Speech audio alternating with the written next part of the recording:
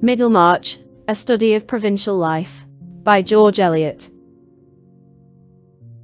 If you are returning to the Classic Masterworks channel, welcome back.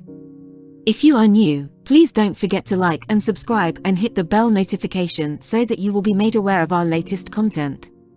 And now, on with the story. Chapter 4. First Gentleman.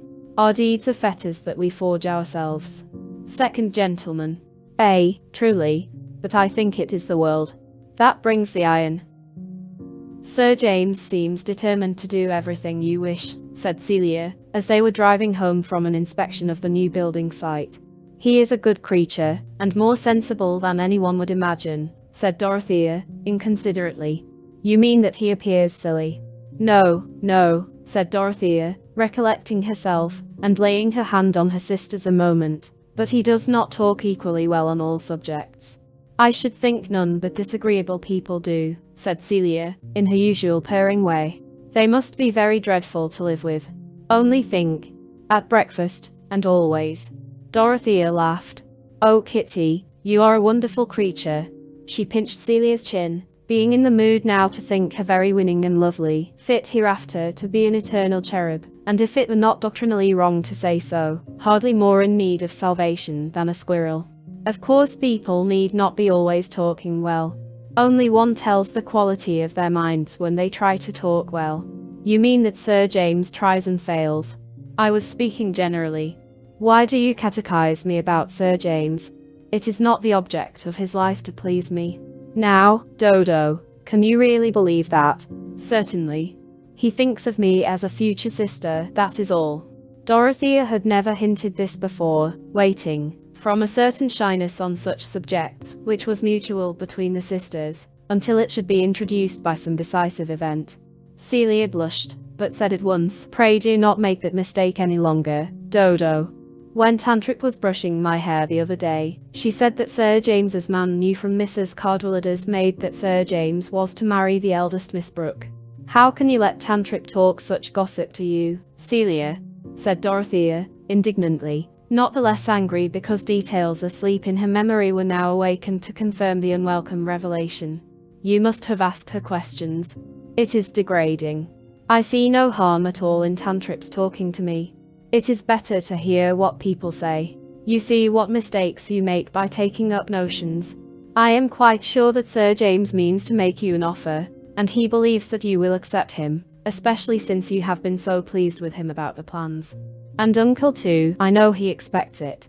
Everyone can see that Sir James is very much in love with you. The revulsion was so strong and painful in Dorothy's mind that the tears welled up and flowed abundantly. All her dear plans were embittered, and she thought with disgust of Sir James's conceiving that she recognized him as her lover. There was vexation too on account of Celia. How could he expect it? She burst forth in her most impetuous manner. I have never agreed with him about anything but the cottages. I was barely polite to him before. But you have been so pleased with him since then. He has begun to feel quite sure that you are fond of him. Fond of him, Celia? How can you choose such odious expressions? Said Dorothea, passionately. Dear me, Dorothea, I suppose it would be right for you to be fond of a man whom you accepted for a husband. It is offensive to me to say that Sir James could think I was fond of him. Besides, it is not the right word for the feeling I must have towards the man I would accept as a husband. Well, I am sorry for Sir James. I thought it right to tell you, because you went on as you always do, never looking just where you are, and treading in the wrong place. You always see what nobody else sees. It is impossible to satisfy you, yet you never see what is quite plain. That's your way, Dodo. Something certainly gave Celia unusual courage, and she was not sparing the sister of whom she was occasionally in awe. Who can tell what just criticisms the cat may be passing on as beings of wider speculation? It is very painful, said Dorothea, feeling scourged. I can have no more to do with the cottages. I must be uncivil to him. I must tell him I will have nothing to do with them. It is very painful. Her eyes filled again with tears. Wait a little. Think about it.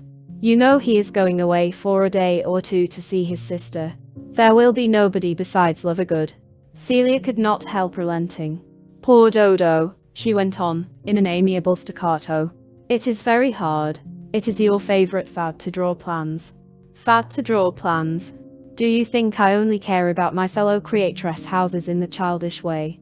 I may well make mistakes. How can one ever do anything nobly Christian, living among people with such petty thoughts? No more was said. Dorothea was too much jarred to recover her temper and behave so as to show that she admitted any error in herself. She was disposed rather to accuse the intolerable narrowness and the purblind conscience of the society around her, and Celia was no longer the eternal cherub, but a thorn in her spirit, a pink and white nullifidian, worse than any discouraging presence in the Pilgrim's Progress. The fad of drawing plans.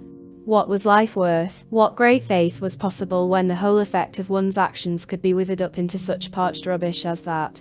When she got out of the carriage, her cheeks were pale and her eyelids red. She was an image of sorrow, and her uncle who met her in the hall would have been alarmed, if Celia had not been close to her looking so pretty and composed, that he at once concluded Dorothy's tears to have their origin in her excessive religiousness. He had returned, during their absence, from a journey to the county town, about a petition for the pardon of some criminal. "Well, might," he said, kindly, as they went up to kiss him, "I hope nothing disagreeable has happened while I have been away." "No, uncle," said Celia, "we have been to Freshitt to look at the cottages. We thought you would have been at home to lunch." "I came by Lowick to lunch. You didn't know I came by Lowick. And I have brought a couple of pamphlets for you, Dorothea, in the library, you know. They lie on the table in the library." It seemed as if an electric stream went through Dorothea, thrilling her from despair into expectation. They were pamphlets about the early church. The oppression of Celia, Tantripp, and Sir James was shaken off, and she walked straight to the library. Celia went upstairs. Mr. Brooke was detained by a message, but when he re-entered the library, he found Dorothea seated and already deep in one of the pamphlets, which had some marginal manuscript of Mr. Casaubon's, taking it in as eagerly as she might have taken in the scent of a fresh bouquet after a dry, hot, dreary walk. She was getting away from Tipton and Freshitt, and her own sad liability to tread in the wrong places on her way to the New Jerusalem. Mr. Brooke sat down in his armchair, stretched his legs towards the wood fire, which had fallen into a wondrous mass of glowing dice between the dogs, and rubbed his hands gently, looking very mildly towards Dorothea, but with a neutral leisurely air, as if he had nothing particular to say. Dorothea closed her pamphlet, as soon as she was aware of her uncle's presence, and rose as if to go. Usually she would have been interested about her uncle's merciful errand on behalf of the criminal, but her late agitation had made her absent-minded. "I came back by Lowick, you know," said Mr. Brooke, not as if with any intention to arrest her departure, but apparently from his usual tendency to say what he had said before. This fundamental principle of human speech was markedly exhibited in Mr. Brooke. "I lunched there and saw Casaubon's library, and that kind of thing. There's a sharp air, driving. Won't you sit down, my dear? You look cold." Dorothea felt quite inclined to accept the invitation. Sometimes, when her uncle's easy way of taking things did not happen to be exasperating, it was rather soothing. She threw off her mantle and bonnet, and sat down opposite to him, enjoying the glow, but lifting up her beautiful hands for a screen. They were not thin hands, or small hands, but powerful, feminine, maternal hands. She seemed to be holding them up in propitiation for her passionate desire to know and to think, which in the unfriendly mediums of Tipton and Freshitt had issued in crying and red eyelids. She bethought herself now of the condemned criminal. "What news have you brought about the sheep stealer, uncle?" "What, poor bunch? Well, it seems we can't get him off. He is to be hanged." Dorothy's brow took an expression of reprobation and pity. "Hanged, you know," said Mr. Brooke, with a quiet nod. "Poor Romilly. He would have helped us. I knew Romilly. Casaubon didn't know Romilly. He is a little buried in books, you know, Casaubon is. When a man has great studies and is writing a great work, he must of course give up seeing much of the world. How can he go about making acquaintances? That's true. But a man mopes, you know. I have always been a bachelor too, but I have that sort of disposition that I never moped.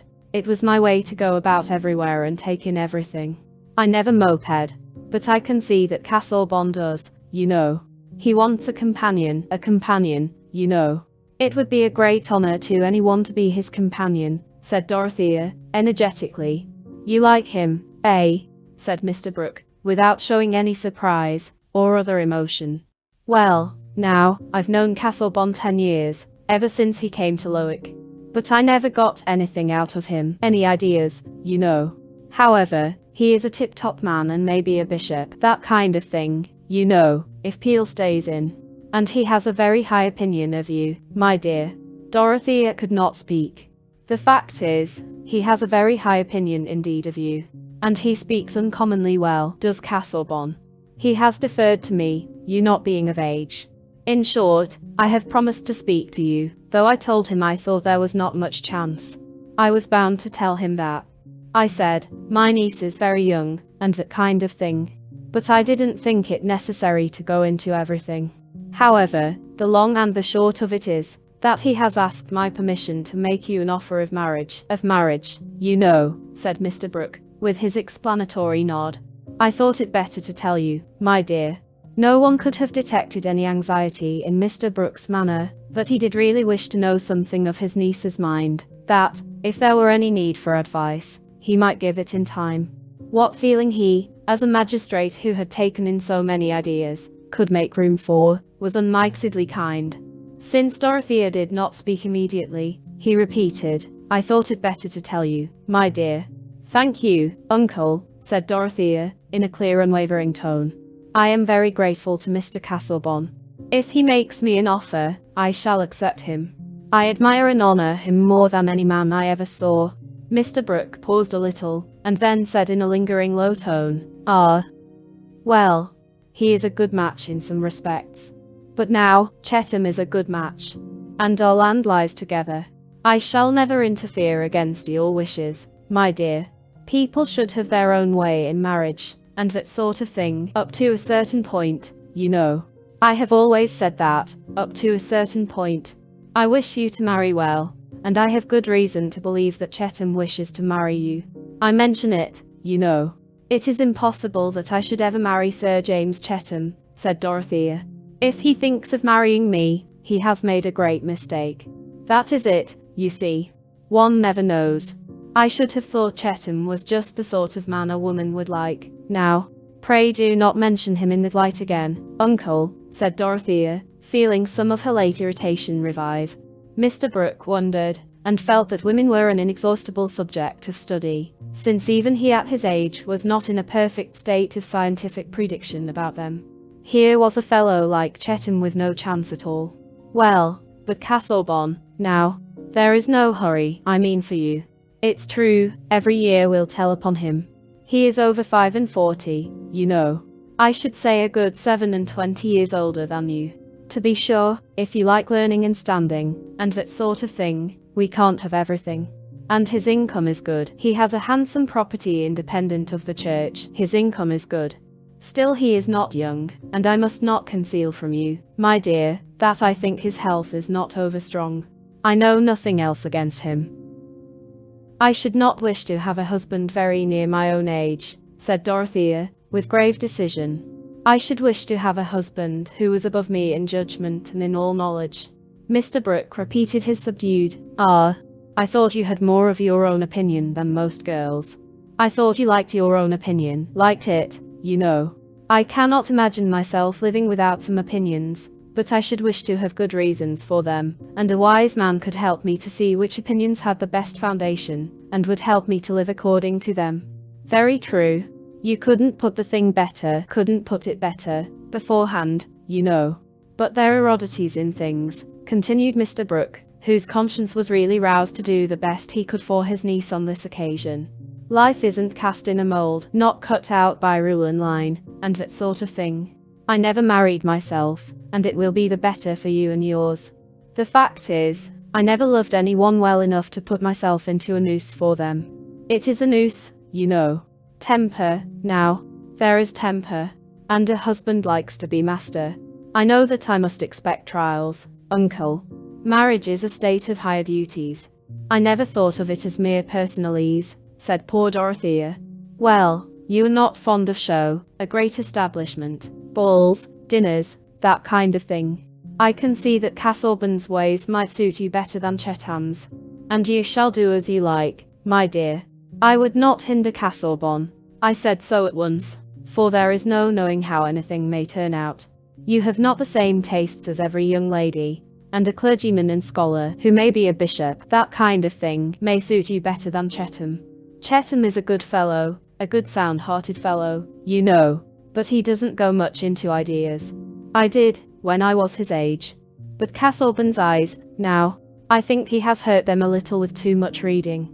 I should be all the happier, uncle, the more room there was for me to help him, said Dorothea, ardently. You have quite made up your mind, I see. Well, my dear, the fact is, I have a letter for you in my pocket.